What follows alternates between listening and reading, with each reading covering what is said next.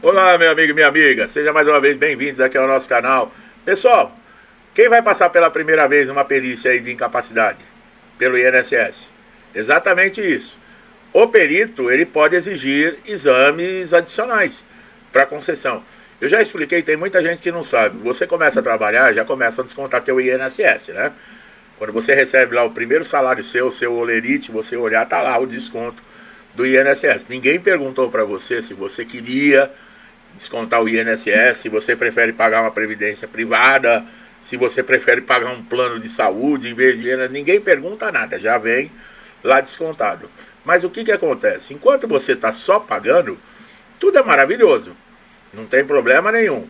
Agora, quando acontece um acidente ou uma doença com você, que você precisa ficar afastado do trabalho, né, mais do que 15 dias, que os 15 primeiros dias é por responsabilidade da empresa, aí muda de figura, tá? E aí você vai conhecer as portas do inferno. Tem gente que já sabe e concorda comigo. Mas você que ainda não conhece, peça a Deus que não precise, tá? Porque você vai conhecer. A partir desse momento que você pede um benefício, que você pede para passar por uma perícia porque você está incapacitado, eu sempre explico, é aberto uma espécie de uma pastinha.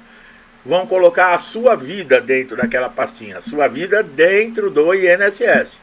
Todos os pedidos que você fizer, todas as perícias que você passar, todas as prorrogações que você pedir, toda a documentação que você enviar, tudo vai constar dentro dessa pastinha. Então, você vai fazer uma primeira perícia, se você conseguir, por exemplo, levar toda a documentação que comprove a sua incapacidade, o que está acontecendo com você, você vai conseguir um período aí de concessão. A partir do momento que você pedir uma prorrogação ou ficar retornar ao trabalho e voltar no INSS para pedir um novo benefício, essa pastinha vai registrar tudo.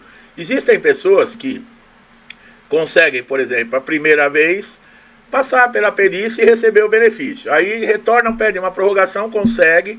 Depois começa o problema. Não se recuperou ainda da incapacidade, vai pedindo prorrogação e muitas vezes é negado. Tem gente que desiste, retorna ao trabalho mesmo doente, que é uma coisa que eu não recomendo, porque você vai piorar a sua situação de vida, abrindo mão de um direito que você tem dentro do INSS, tá? E as pessoas não podem, né? Nós ficamos muito tempo calados nesse país e olha o que virou. Então você não pode desistir, tá? Muitas pessoas também acreditam que apenas o atestado médico, olha lá, é suficiente. Mas não é, pessoal. É comum que o perito exija documentos adicionais para formar a convicção, tá? Real da sua condição de saúde. Isso quando ele olha a documentação, porque às vezes ele pede um monte de documentação e nem olha, tá? Ele despreza o trabalho até dos companheiros, dos colegas de trabalho. Essa exigência não significa necessariamente uma negativa imediata ou uma concessão imediata. É apenas mais informações que você está apresentando. O INSS baseia suas decisões, né, dizem eles, em critérios legais. Na primeira perícia, o perito vai avaliar se a incapacidade para o trabalho, se ela é temporária, se ela é permanente, se existe relação com a atividade exercida. Isso é muito importante, é o tal do nexo causal. O que quer dizer isso?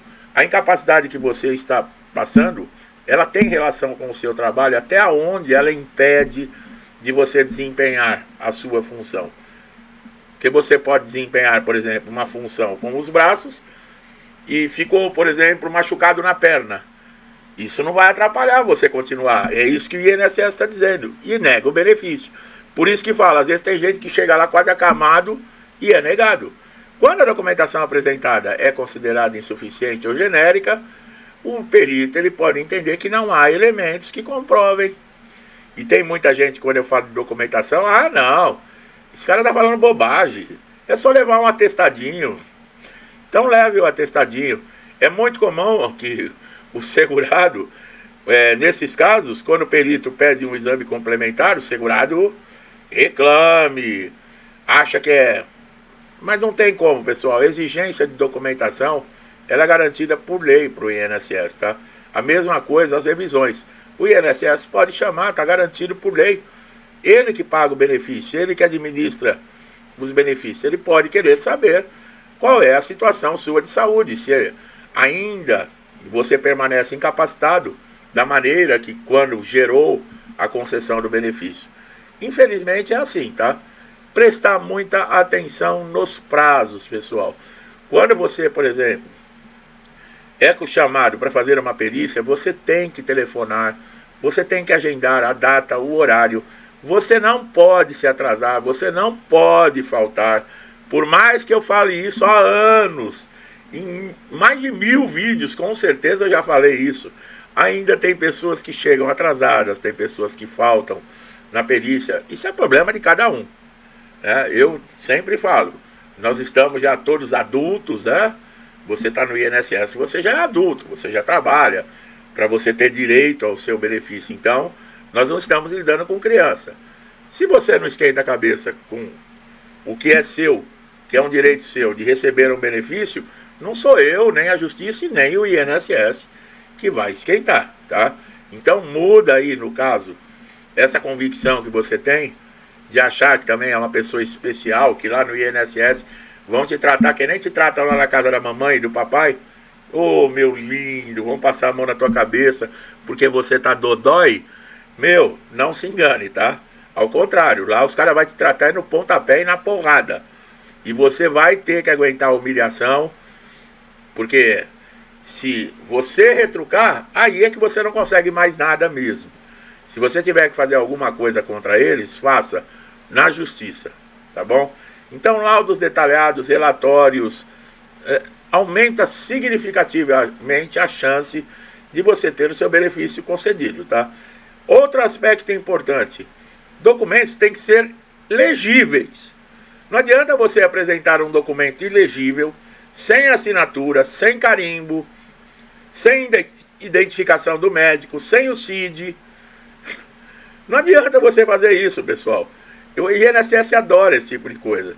E os motivos que eles colocam lá no relatório, lá quando eles negam o benefício, são vários, tá? Uma é a falta de documentação, a outra é porque você está curadinho, a outra é porque você está com boa aparência, já pode trabalhar, sabe? Você está com o cabelo penteado. Pois é. Então, você que está chegando no INSS agora, e também aqui no canal, que viu o meu vídeo, está chegando agora, é a primeira vez, que não falta é conteúdo aqui para você, tá? Então aproveite bastante. Eu tenho horas que eu tenho que falar algumas coisas duras aqui, mas não é direcionada à maioria não, tá? É algumas coisas que muitas vezes aqui tem pessoas, vocês sabem como é que é, né? Aqueles do contra. E geralmente são aquelas pessoas que são os cabecinhas que querem prevalecer no berro, com ofensa. E eu sou um cara muito direto, quem me conhece aqui no canal sabe. E eu dou a resposta mesmo, tá? E eu dou a resposta direcionada para essa turminha, tá bom, pessoal? Então, se você vê algum vídeo... Ah, mas você fala de política. Eu falo de política porque o INSS, ele é administrado por políticos. O INSS não é administrado por uma iniciativa privada. Tanto é que quando muda o presidente, muda a equipe do INSS. Então, ele coloca quem? Ele coloca quem é de confiança dele. Se ele é um cabra que não vale nada, um ladrão safado, né? Nada é coincidência o que eu estou falando com o que está acontecendo hoje. Quem é que vai estar assentado no INSS como presidente? Um ladrão safado, vagabundo. Quem vai ser ministro da Previdência? Outro ladrão safado. Nós não tivemos aí o senhor Lupe e o senhor não sei das quantas aí, Stefanuto, que era presidente do INSS. O cara tinha 5 milhões de reais dentro do armário dele na casa dele. Por que você acha que o cara guarda 5 milhões em casa? Porque ele é Papai Noel? Porque ele é bom? Porque não, ele guarda porque ele não tem de onde justificar esse dinheiro que é sujo. É sujo por quê? Porque esse dinheiro foi roubado de aposentados, de pensionistas. Foi roubado de você, de mim, dos nossos impostos. Entendeu? E aí, quando eu falo a verdade, e para quem apoia esse tipo de gente, a verdade é uma tortura. E a pessoa, quando ouve eu falar as verdades, a pessoa se sente torturada, né? É lógico, é uma tortura esse cara falando sobre política. Aí coloca no comentário aqui, além de me xingar de tudo quanto é nome, ainda tem a coragem. Esse canal é de INSS ou é de política? Quer dizer, o imbecil, ele não sabe ligar uma coisa com a outra, tá? Que tanto a política e o INSS estão totalmente ligados. Mas é isso aí, meu amigo e minha amiga. O que eu recomendo a você, está chegando agora, não desista dos seus direitos, corra atrás. Teve 5 negativas, 10 negativas no INSS, vai para a justiça, arregaça, reclama, põe a boca no trombone. O que eu puder ajudar por aqui, eu vou estar ajudando, tá bom? Que Deus abençoe sua casa, sua vida, sua família, com paz, saúde, prosperidade, alegria, com tudo de bom. Tudo que eu desejo para mim e para minha família, eu lhes desejo em dobro. Deixa um forte abraço e até os próximos vídeos.